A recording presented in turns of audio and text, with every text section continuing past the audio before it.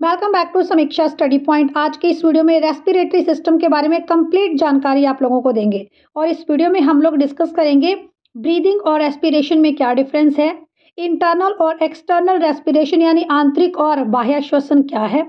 साथ में हम लोग डिस्कस कर लेंगे टाइप ऑफ रेस्पिरेशन के बारे में, aerobic respiration, anaerobic respiration, oxy श्वसन और अनऑक्सी श्वसन, और रेस्पिरेशन में कौन कौन से स्टेप्स इन्वॉल्व हैं जिसमें हम लोग डिस्कस करेंगे स्पेशली ग्लाइकोलाइसिस और क्रेब्स साइकिल के बारे में। वीडियो के लास्ट में आप लोगों के लिए रहेगा NCERT बायोलॉजी क्विज। तो आइए सबसे पहले जानते हैं रेस्पिरेटरी सिस्टम के बारे में। श्वसन प्रणाली एक जैविक प्रणाली है जिसमें जानवरों और पौधों में गैसेस का एक्सचेंज होता है और इसमें हमारी बॉडी के विशिष्ट अंग और संरचनाएं शामिल रहती हैं। जैसे आप लोग रेस्पिरेशन करते हैं स्पेशली लंग्स के माध्यम से, तो ड्यूरिंग द रेस्पिरेशन आप लोग ऑक्सीजन गैस इनहेल करते हैं और कार्बन डाइऑक्साइड गैस एक्सहेल करते हैं। यानी जब आप सांस लेते हैं तो सांस के जरिए ऑक्सीजन सांस के जरिए अंदर जाती है और कार्बन डाइऑक्साइड वापस आपके नोज से सांस के जरिए ही बाहर आती है। तो एक बार आप लोग सांस लेते हैं तो ऑक्सीजन लेते हैं, सांस छोड़ते हैं तो आप कार्बन डाइऑक्साइड गैस बाहर छोड़ते हैं। आप इस बात को ध्यान में रखें कि जब आप लोग सांस लेंगे, जब आप लोग ब्रीदिंग करेंगे तो यहाँ पर आप सिर्फ ऑक्सीजन गैस को ही इनहेल नहीं करते हैं। सबसे पहले जब आप लोग सांस लेंगे, आप लोग अपना सांस अंदर खींचिए। तो जब आप लोग सांस ले रही हैं, सांस को अंदर लेना, इस प्रोसेस को हम लोग बोलते हैं इंस्पिरेशन। और आपके द्वारा अंदर ली गई हवा में, सांस के द्वारा अंदर ली गई हवा में ऑक्सीजन 21% शामिल है, कार्बन डाइऑक्साइड 0.03% अमाउंट में शामिल है और नाइट्रोजन 78% में शामिल है। कमेंट करके बताएं हमारे इन्वायरमेंट में नाइट्रोजन कितने % अमाउंट में प्रेजेंट है और सबसे ज़्यादा मात्रा में कौन सी गैस प्रेजेंट है।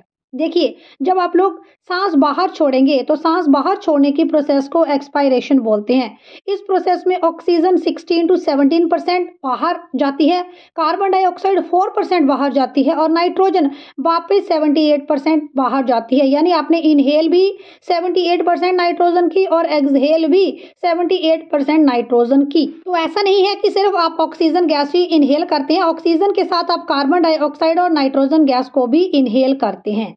आखिर रेस्पिरेशन और ब्रीदिंग में क्या डिफरेंस है? तो देखिए, जब आपने सांस ली, सांस आपके नाक के जरिए आपके लंग्स तक पहुंची और लंग्स का अंतिम पॉइंट है एल्वियोली, वायु कूपिका। तो जब आपकी सांस लंग्स के अंतिम पॉइंट वायु कूपिका तक पहुंचती है तो इस प्रोसेस को हम लोग बोलते हैं ब्रीदिंग। लेकिन जब वायु कूपिका एल्वियोली से हमारी ऑक्सीजन ब्लड में जाकर डिफ्यूज हो जाएगी और आगे इस ऑक्सीजन का उपयोग हमारे फूड को ऑक्सीडाइज करने के लिए होगा, तो इस प्रोसेस को हम लोग बोलेंगे रेस्पिरेशन। तो आप जान लेंगे ब्रीदिंग एक एक्सटर्नल प्रोसेस है, एक बायोफिजिकल प्रोसेस है, लेकिन जो हमारा श्वसन है, रेस्पिरेशन है, ये एक इंटरनल प्रोसेस है, ये एक रासायनिक प्रक्रिया यानी कि बायोकेमिकल प्रोसेस है। अब जो आपकी रेस्पिरेशन है ये दो तरह की है, इंटरनल रेस्पिरेशन और एक्सटर्नल रेस्पिरेशन। इंटरनल रेस्पिरेशन यानी आंतरिक श्वसन और एक्सटर्नल रेस्पिरेशन यानी बाह्य श्वसन। बाह्य श्वसन में सिर्फ आप लोग ऑक्सीजन इनहेल करेंगे, ऑक्सीजन सांस के जरिए आपके लंग्स में पहुंचेगी और इंटरनल रेस्पिरेशन में आपकी ऑक्सीजन ब्लड में जाकर डिफ्यूज हो जाएगी और यहाँ पर आप लोगों का होगा ऑक्सीडेशन ऑफ फूड और प्रोड्यूस होगी एनर्जी यानी ATP। आप लोगों से पेपर में पूछा जा सकता है कि ATP क्या है, तो ATP की फुल फॉर्म है एडिनोसाइन ट्राइफॉस्फेट और हमारी बॉडी में ये है एनर्जी करेंसी। यानी कि आपकी बॉडी को काम करने के लिए एनर्जी की जरूरत है और इस एनर्जी का यूनिट है ATP, एडिनोसाइन ट्राइफॉस्फेट। तो रेस्पिरेशन प्रोसेस में हमारी बॉडी के अंदर जो ग्लूकोज प्रेजेंट है ये ऑक्सीजन के साथ अभिक्रिया करता है और बनाता है कार्बन डाइऑक्साइड, वाटर और एनर्जी, और इस एनर्जी को हम लोग मेजर करेंगे ATP की फॉर्म में। अब हमारी बॉडी को ग्लूकोज कहाँ से मिलेगा? तो बॉडी को ग्लूकोज मिलेगा फूड से। तो during the process of respiration oxidation of food takes place and energy is produced in the form of ATP। हमारी बॉडी के अंदर रेस्पिरेशन की ये प्रोसेस कंप्लीट होती है सेल्स के अंदर, इसलिए इसे आप लोग सेल्यूलर रेस्पिरेशन भी कहते हैं। आप लोगों से ये क्वेश्चन पूछा जाता है कि रेस्पिरेशन किस तरह की प्रतिक्रिया है, तो रेस्पिरेशन एक एक्सोथर्मिक रिएक्शन है, ऊष्माक्षेपी प्रतिक्रिया है। श्वसन ऊर्जा पैदा करने के लिए शरीर में भोजन को जलाने की एक प्रक्रिया है। श्वसन को एक ऊष्माक्षेपी प्रतिक्रिया माना गया है क्योंकि श्वसन प्रक्रिया में ग्लूकोज का ऑक्सीकरण होता है और इस प्रक्रिया में बड़ी मात्रा में ऊर्जा उत्पन्न होती है। यानी एनर्जी प्रोड्यूस होती है during the process of respiration.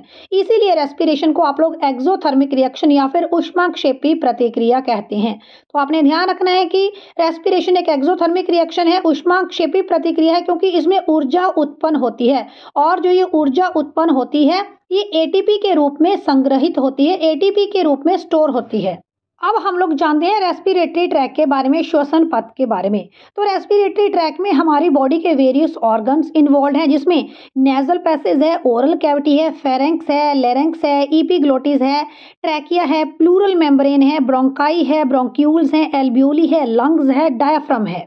आप लोगों से एग्जामिनेशन में पूछा जा सकता है कि फेफड़ों के अध्ययन को यानी लंग्स के अध्ययन को हम लोग क्या बोलते हैं? तो फेफड़ों के अध्ययन को हम लोग बोलते हैं पल्मोनोलॉजी। अगला प्रश्न आपसे पूछा जा सकता है कि 1 मिनट में हम कितनी बार सांस लेते हैं? तो 1 मिनट में हम लोग 12 से 15 बार सांस लेते हैं। आपसे ये भी क्वेश्चन पूछा जा सकता है कि मनुष्य के श्वसन की प्रक्रिया को हमारे ब्रेन का कौन सा पार्ट कंट्रोल करता है? तो मनुष्य के श्वसन की प्रक्रिया को हमारे ब्रेन का एक पार्ट है मेड्यूला ओब्लेंगेटा। तो मेड्यूला ओब्लेंगेटा हमारे श्वसन की प्रक्रिया को नियंत्रित करता है। हमारे लंग्स की लोकेशन क्या है? तो हमारे लंग्स हमारी बॉडी की थोरैसिक कैविटी यानी बक्ष गुहा के अंदर प्रेजेंट हैं। आपने ध्यान रखना है हमारे फेफड़े एक खास तरह की झिल्ली से घिरे होते हैं और इस झिल्ली को, इस लेयर को हम लोग बोलते हैं प्लूरल मेम्ब्रेन। रेस्पिरेटरी ट्रैक में सबसे पहले आएगा नेजल कैविटी यानी नाक गुहा। सांस सबसे पहले नेजल कैविटी के अंदर ही जाएगी। अब इस नेजल कैविटी के अंदर प्रेजेंट है बाल और म्यूकस। म्यूकस क्या है? म्यूकस नाक से बहने वाला पानी है, जिसे आप लोग श्लेष्मा भी कहते हैं, और प्रतिदिन आधा लीटर श्लेष्मा का स्राव हमारे नाक में होता है। तो इस बालों का और म्यूकस का काम है कि कोई भी धूल का कण, जीवाणु या अन्य सूक्ष्म जीव सांस के साथ हमारे लंग्स तक ना पहुंच जाएं। तो ये हवा को फिल्टर करने का कार्य हमारी नाक के अंदर प्रेजेंट बाल और म्यूकस करते हैं। और साथ में जो ये श्लेष्मा है ये हमारे अंदर एंटर करने वाली वायु को मॉइस्चराइज भी करता है, वायु को नम भी रखता है। अब देखिए हमारी नाक हमें चीज़ों को सूंघने में भी मदद करती है। तो नाक का वह भाग जो हमें गंध का अनुभव कराता है यानी हमें सूंघने में मदद करता है, नाक के इस भाग को हम लोग बोलते हैं ओल्फैक्टरी रीजन। जैसे अगरबत्ती की खुशबू आती है, तो अगरबत्ती की खुशबू क्यों आती है? क्योंकि हमारे नाक के अंदर प्रेजेंट है ओल्फैक्टरी रिसेप्टर्स। इसके बाद आएगा फेरिनेक्स यानी ग्रसनी। तो देखिए फेरिनेक्स एक कॉमन पॉइंट है हमारी सांस के लिए भी और हमारे भोजन के लिए भी। हमारे रेस्पिरेटरी सिस्टम में और हमारे डाइजेस्टिव सिस्टम में फेरिनेक्स एक कॉमन पॉइंट है। जब आप लोग खाना खाते हैं तो ये भी फेरिनेक्स से होते हुए आपके आगे डाइजेस्टिव ट्रैक में जाता है, और जब आप लोग सांस लेते हैं तो सांस भी फेरिनेक्स से होते हुए आपकी विंड पाइप के जरिए लंग्स में पहुंचती है। तो क्या ऐसा हो सकता है कि आप जो खाना खा रहे हैं, मुख से जो आप लोग खाना खा रहे हैं, कहीं ये आपकी विंड पाइप में चला जाए? ऐसा बिल्कुल नहीं है। जो आपका फेरिनेक्स है यहाँ पर लगा है इपीग्लोटिस। इपीग्लोटिस को आप एक ढक्कन नुमा संरचना मान सकते हैं, और जो ये इपीग्लोटिस है, ये जो एक ढक्कन नुमा संरचना है, यही इंश्योर करता है कि आपका खाना सीधा आपकी फूड पाइप में जाए और जो नाक के जरिए सांस आ रही है ये विंड पाइप में जाए। तो इपीग्लोटिस का काम है कि सांस जो है वो विंड पाइप में अंदर जाए और जो खाना है वो फूड पाइप के जरिए अंदर जाए, आपका फूड जो है वो विंड पाइप में ना घुस जाए। तो आपसे अक्सर ये क्वेश्चन पेपर में पूछा जाता है कि डाइजेस्टिव सिस्टम में और रेस्पिरेटरी सिस्टम में कौन सा पार्ट कॉमन है? तो इसका राइट आंसर होगा फेरिनेक्स यानी ग्रसनी। तो देखिए जब आप सांस ले रही हैं तो सबसे पहले सांस जा रही है नेजल कैविटी के अंदर, नेजल कैविटी के अंदर जा रही है फेरिनेक्स में, जो कि एक कॉमन पॉइंट है आपके डाइजेस्टिव सिस्टम का और आपके रेस्पिरेटरी सिस्टम का, और सांस आगे आपके पास जाएगी लैरिनेक्स में। और जो आपका लैरिनेक्स है यानी स्वर तंत्र, इसे आप लोग वॉइस बॉक्स भी बोलते हैं। तो अक्सर पेपर में पूछा जाता है कि वॉइस बॉक्स किसे कहते हैं? तो राइट आंसर होगा लैरिनेक्स यानी स्वर यंत्र। लैरिनेक्स का आकार पुरुषों में ज्यादा होता है और महिलाओं में कम होता है। पुरुषों की आवाज निम्न तारत्व यानी लो पिच वाली होती है, अर्थात पुरुषों की आवाज मोटी होती है, क्योंकि पुरुषों की आवाज की जो पिच है ये लो होती है। इसी तरह जो महिलाओं की आवाज है ये हाई पिच वाली होती है, महिलाओं की आवाज पतली और मधुर होती है। इसका कारण ये है कि महिलाओं का जो स्वर यंत्र है लैरिनेक्स है ये आकार में छोटा होता है।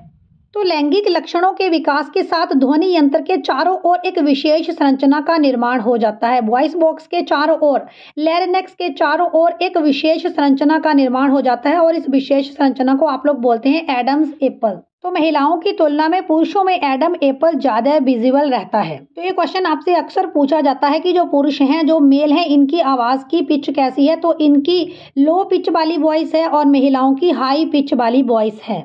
आप लोग इस प्रश्न को भी याद रखें कि हमारे गले में प्रेजेंट है थायराइड ग्लैंड और थायराइड ग्लैंड से थायरोक्सिन नामक हार्मोन का सिक्रेशन होता है और थायरोक्सिन की अगर कमी हो जाए बॉडी के अंदर तो इसे घेंगा यानी गलगड़ नामक बीमारी हो सकती है। तो हमने देखा सांस सबसे पहले नेजल पैसेज से गुजरी, उसके बाद सांस फेरेनेक्स में गई, फिर लैरिनेक्स में गई और अब आपकी सांस पहुंच गई ट्रैकिया के अंदर। तो आइए जानते हैं ट्रैकिया के बारे में।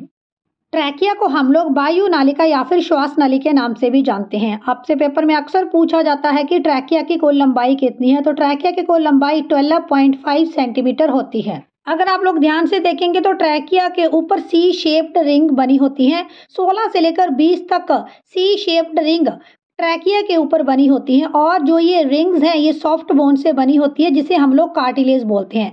तो एक्चुअली में कार्टिलेज क्या है? कार्टिलेज एक सॉफ्ट बोन है, जैसे हमारे कान की हड्डी भी कार्टिलेज है, एक सॉफ्ट बोन है। तो ट्रैकिया के ऊपर प्रेजेंट रिंग्स ऑफ कार्टिलेज का काम है एयर प्रेशर को कंट्रोल करना ताकि हमारा ट्रैकिया कोलैप्स ना हो जाए। अगर ट्रैकिया कोलैप्स हो गया तो ऐसी स्थिति में दम घुटने से व्यक्ति की मृत्यु हो सकती है। ट्रैकिया आगे चलकर दो हिस्सों में विभाजित हो जाता है, लेफ्ट ब्रोंकस और राइट ब्रोंकस। ट्रैकिया आगे चलकर दो ट्यूब्स में विभाजित हो गया है, लेफ्ट ट्यूब और राइट ट्यूब।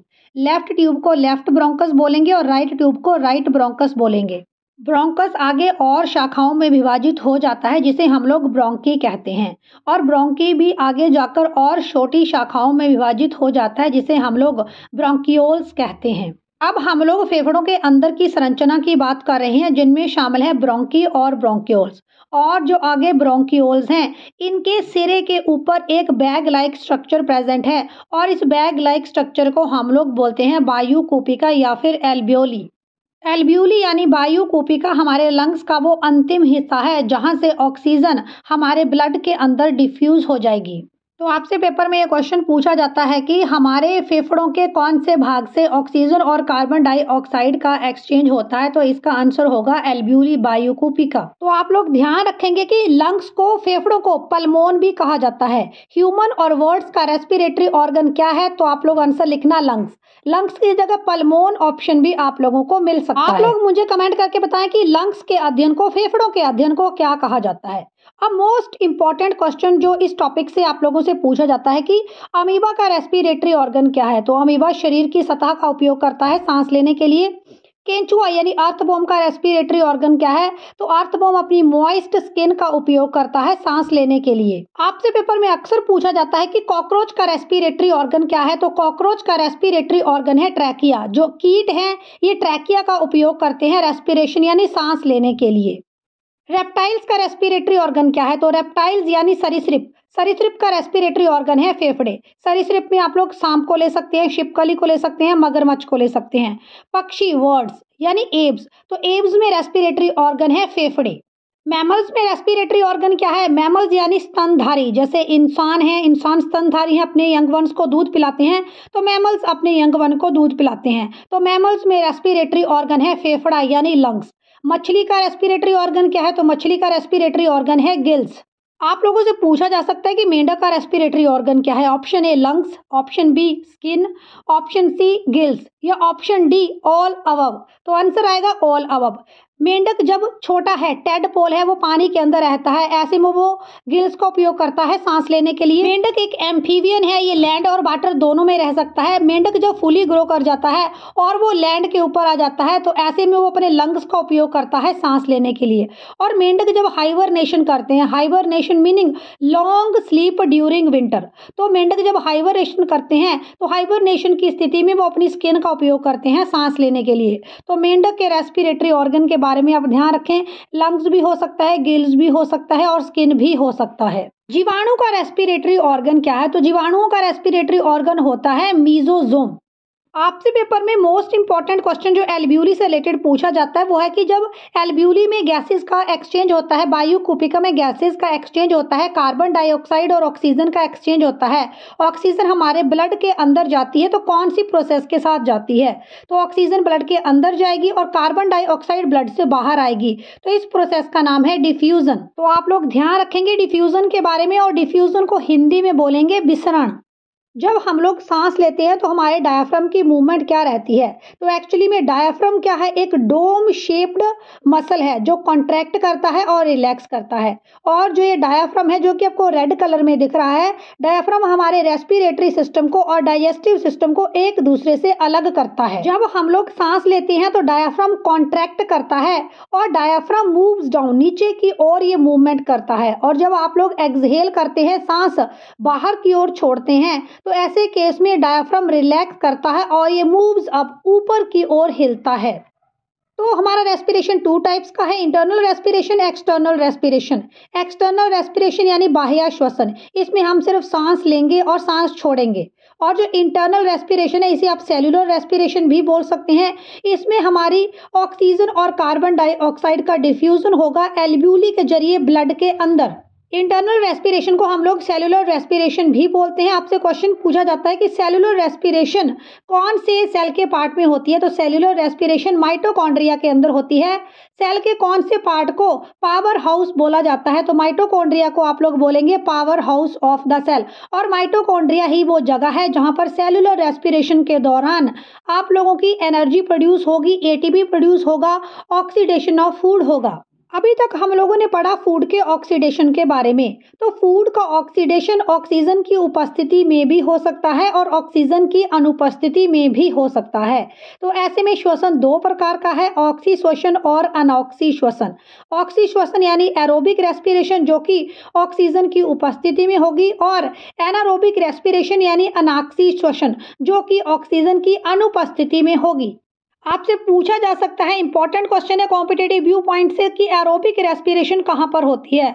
तो एरोबिक रेस्पिरेशन माइटोकॉन्ड्रिया के अंदर होती है। आप लोग ध्यान रखेंगे कि रेड ब्लड सेल्स में एरोबिक रेस्पिरेशन नहीं होती, क्योंकि रेड ब्लड सेल में ना तो न्यूक्लियस प्रेजेंट है ना ही तो माइटोकॉन्ड्रिया प्रेजेंट है। अब बात आती है कि एरोबिक रेस्पिरेशन कौन करता है? तो जो इंसान है, जानवर है, हाई ऑर्डर के ऑर्गेनिज्म है, ये एरोबिक रेस्पिरेशन ही करते हैं। लेकिन आप लोग ध्यान रखेंगे कि कभी कभी ह्यूमन बॉडी में एनारोबिक रेस्पिरेशन भी हो जाती है। एनारोबिक रेस्पिरेशन के दौरान हमारी बॉडी में मसल्स में लैक्टिक एसिड बनता है और इस वजह से हमारे मसल्स में कभी कभी क्रैम्प आ जाते हैं। हमारे मसल्स में जैसे लेग्स में कभी कभी बहुत तेज दर्द भी हो जाता है। हमारे जो बॉडी पार्ट्स हैं इनमें ऐंठन आ जाती है। जैसे एथलीट है वो तेज भाग रहा है, ऐसे में उसको बहुत ज़्यादा ऑक्सीजन चाहिए और उसकी बॉडी में जो ये ऑक्सीजन की कमी हो जाएगी, उसकी बहुत तेज एक्सरसाइज या बहुत तेज बॉडी मूवमेंट के कारण इस परिस्थिति में उसकी बॉडी में एनारोबिक रेस्पिरेशन होती है। मसल्स के अंदर एनारोबिक रेस्पिरेशन होती है, लैक्टिक एसिड प्रोड्यूस होता है और बॉडी क्रैम्प्स का कारण लैक्टिक एसिड बनता है। रेस्पिरेशन की प्रोसेस 3 स्टेजेस में कंप्लीट होती है। फर्स्ट स्टेज है ग्लाइकोलाइसिस, दूसरी स्टेज है क्रेब्स साइकिल और तीसरी स्टेज है इलेक्ट्रॉन ट्रांसपोर्ट सिस्टम। तो रेस्पिरेशन की फर्स्ट स्टेज है ग्लाइकोलाइसिस। ग्लाइकोलाइसिस में क्या होता है? जो ग्लूकोज है इसका ब्रेकडाउन होता है, ग्लूकोज टूटता है और ग्लूकोज टूटकर बनाएगा पायरूबिक एसिड, और जो ग्लूकोज है ये ऑक्सीजन की अनुपस्थिति में टूटेगा। तो ऐसे में ग्लाइकोसिस की प्रोसेस को आप लोग एनारोबिक रेस्पिरेशन बोलेंगे, अवायवीय श्वसन बोलेंगे। और ग्लाइकोलाइसिस की ये प्रोसेस साइटोप्लाज्म यानी कोशिका द्रव्य में पूरी होगी। ग्लाइकोलाइसिस की इस प्रोसेस में 4 एटीपी ऊर्जा मुक्त होती है, लेकिन 2 एटीपी ऊर्जा खर्च हो जाती है। इस तरह से ग्लाइकोलाइसिस में जब ग्लूकोज का ब्रेकडाउन होता है तो 2 एटीपी एनर्जी की प्रोडक्शन होती है। ग्लाइकोलाइसिस की इस प्रोसेस को आप लोग ईएमपी पाथवे भी बोलते हैं। 3 वैज्ञानिकों ने मिलकर ग्लाइकोलाइसिस की प्रोसेस को खोजा था, तो इन्हीं वैज्ञानिकों के नाम से इस प्रोसेस को ईएमपी पाथवे भी बोला जाता है। तो रेस्पिरेशन की प्रोसेस वेरियस स्टेजेस में संपन्न होती है। फर्स्ट स्टेज थी ग्लाइकोलाइसिस और सेकंड स्टेज है क्रेव साइकिल। तो ग्लाइकोलाइसिस की प्रोसेस में क्या हो रहा था? ग्लाइकोलाइसिस की प्रोसेस में ग्लूकोज का ब्रेकडाउन होकर बन रहा था पायरूबिक एसिड। इस पायरूबिक एसिड को आप लोग पायरूवेट भी बोलते हैं। क्रेब्स साइकिल की ये प्रक्रिया माइटोकॉन्ड्रिया के अंदर पूरी होती है। माइटोकॉन्ड्रिया को आप लोग power house of the cell भी बोलते हैं और ये एक वायवीय श्वसन है, एरोबिक रेस्पिरेशन है, यानी ऑक्सीजन की उपस्थिति में ये प्रक्रिया आगे पूर्ण होती है। क्रेब्स साइकिल की इस प्रोसेस में पायरूवेट आगे ऑक्सीजन के साथ कंबाइन करता है और प्रोड्यूस करता है कार्बन डाइऑक्साइड, वाटर और आयंस, और इस प्रोसेस में 2 एटीपी ऊर्जा की प्रोडक्शन होती है। रेस्पिरेशन की प्रोसेस में लास्ट स्टेज है electron transport chain. Electron transport chain क्या है? ये एक वायवीय श्वसन है, एरोबिक रेस्पिरेशन है, ऑक्सीजन की प्रेजेंस में ये प्रक्रिया होती है और ये प्रक्रिया भी माइटोकॉन्ड्रिया यानी power house of the cell में ही होगी। इस प्रक्रिया में क्या होगा? अभी हम लोगों ने पढ़ा कि क्रेब्स साइकिल में आयंस भी प्रोड्यूस होते हैं। तो इस थर्ड स्टेज यानी इलेक्ट्रॉन ट्रांसपोर्ट चेन की प्रक्रिया में जो आयंस प्रोड्यूस हुए हैं इनका ऑक्सीकरण होगा और प्रोड्यूस होगी एनर्जी। तो इस तरह से इलेक्ट्रॉन ट्रांसपोर्ट चेन की इस प्रक्रिया में 34 एटीपी एनर्जी की प्रोडक्शन होती है। लेकिन ड्यूरिंग एरोबिक रेस्पिरेशन, जैसा कि हमने आप लोगों को पहले बताया कि टोटल 36 एटीपी एनर्जी की प्रोडक्शन इस प्रोसेस में होगी। तो 34 एटीपी आप लोगों के प्रोड्यूस होंगे इलेक्ट्रॉन ट्रांसपोर्ट चेन की प्रक्रिया में और 2 एटीपी आप लोगों के प्रोड्यूस होते हैं क्रेब्स साइकिल में, जैसा कि हमने अभी पढ़ा था। तो एरोबिक रेस्पिरेशन की प्रक्रिया में टोटल 36 एटीपी एनर्जी की प्रोडक्शन होती है। तो ग्लाइकोलाइसिस की प्रोसेस में ग्लूकोज ब्रेकडाउन होता है। साइटोप्लाज्म में ग्लूकोज का ब्रेकडाउन होगा और बनेगा पायरूवेट या फिर पायरूबिक एसिड। पायरूवेट भी आगे ब्रेकडाउन होगा अगर ऑक्सीजन की प्रेजेंस में। इस प्रक्रिया में आप लोगों की बनेगी कार्बन डाइऑक्साइड, वाटर और एनर्जी। 36 एटीपी प्रोड्यूस होंगे, इसे आप लोग बोलेंगे एरोबिक रेस्पिरेशन। एरोबिक रेस्पिरेशन होगी माइटोकॉन्ड्रिया के अंदर। अब पायरूवेट आपका ऑक्सीजन की एब्सेंस में भी टूट सकता है। अगर पायरूवेट ऑक्सीजन की एब्सेंस में टूटता है, जैसे कि ईस्ट में ऑक्सीजन की एब्सेंस में टूटेगा और पायरूवेट ईस्ट में ऑक्सीजन की एब्सेंस में टूटने के बाद बनाएगा इथेनॉल और कार्बन डाइऑक्साइड। इस प्रोसेस को आप लोग बोलेंगे अल्कोहलिक फर्मेंटेशन। और अगर पायरूवेट ब्रेकडाउन होगा, जैसे मसल्स में पायरूवेट ऑक्सीजन की अनुपस्थिति में ब्रेकडाउन होता है, इस प्रोसेस में बनती है लैक्टिक एसिड और एनर्जी। 2 एटीपी एनर्जी का यहाँ प्रोडक्शन होता है। तो इस प्रक्रिया को हम लोग बोलते हैं लैक्टिक एसिड फर्मेंटेशन। फर्मेंटेशन की इस प्रोसेस को हिंदी में आप लोग बोलेंगे किण्वन। तो एनारोबिक रेस्पिरेशन ऑक्सीजन की अनुपस्थिति में होगा, ईस्ट में हो सकता है, मसल सेल्स में हो सकता है। और जब ये ईस्ट में होगा, मसल सेल्स में होगा, इन दी एब्सेंस ऑफ ऑक्सीजन होगा, तो इसे आप लोग बोलेंगे एनारोबिक रेस्पिरेशन। इसे हम लोग अल्कोहलिक फर्मेंटेशन या लैक्टिक एसिड फर्मेंटेशन भी बोल सकते हैं। लास्ट में आप लोगों के लिए रहेगा एनसीईआरटी बायोलॉजी क्विज। तो आप लोगों के फर्स्ट क्वेश्चन, लंग्स यानी फेफड़े कहाँ स्थित हैं? पेल्विक कैविटी में, एब्डोमिनल कैविटी में, वर्टिब्रल कैविटी में या फिर थोरैसिक कैविटी में? ऑप्शन 4 करेक्ट आंसर रहेगा थोरैसिक कैविटी, बक्ष गुहा। आपके लंग्स स्थित हैं थोरैसिक कैविटी यानी बक्ष गुहा के अंदर। जल्दी से कमेंट करके बताएं लंग्स के अध्ययन को आप लोग क्या बोलते हैं। एरोबिक रेस्पिरेशन की प्रोसेस में कितने एटीपी ऊर्जा की प्रोडक्शन होती है? कमेंट करके अपना आंसर जल्दी से बताएं। 38 एटीपी, 32 एटीपी, 36 एटीपी या फिर 2? जल्दी से अपना आंसर कमेंट करें।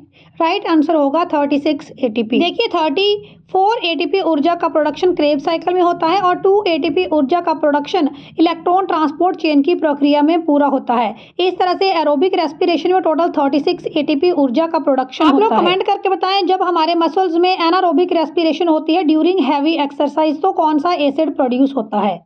नेक्स्ट क्वेश्चन आप लोगों के लिए, वह कौन सा अंग है जो डाइजेस्टिव सिस्टम और रेस्पिरेटरी सिस्टम का कॉमन पार्ट है? एपिग्लोटिस, लायरेंक्स, रेस्पिरेटरी रीजन या फिर फेरिनेक्स? अपना आंसर कमेंट करें।